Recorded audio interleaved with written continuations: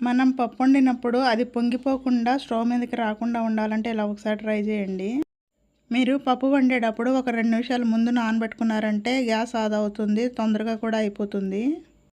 అలా మీరు పప్పులో ఏవైతే వేసుకోవాలనుకుంటున్నారో అవన్నీ వేసుకొని స్టవ్ మీద మూత లేకుండా కుక్కర్ విజిల్ పెట్టకుండా కొంచెం సేపు ఉంచండి. ఒక 2 నిమిషాలు ఉంచారంటే ఆ వాటర్ అనేవి కొంచెం తగ్గుతాయి, పప్పు అనేది సగం పైన ఉడికిపోతుంది.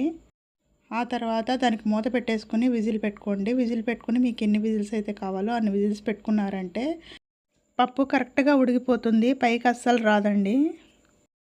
ఆ మూత లోపల కూడా అసలు ఏమీ అంటుకోదండి, పొంగిపోవడం కానీ ముందుకు రావడం కానీ అస్సలు ఏముండదు. ముద్దపప్పుకు కూడా ఇలా ఒకసారి ట్రై చేసుకోండి.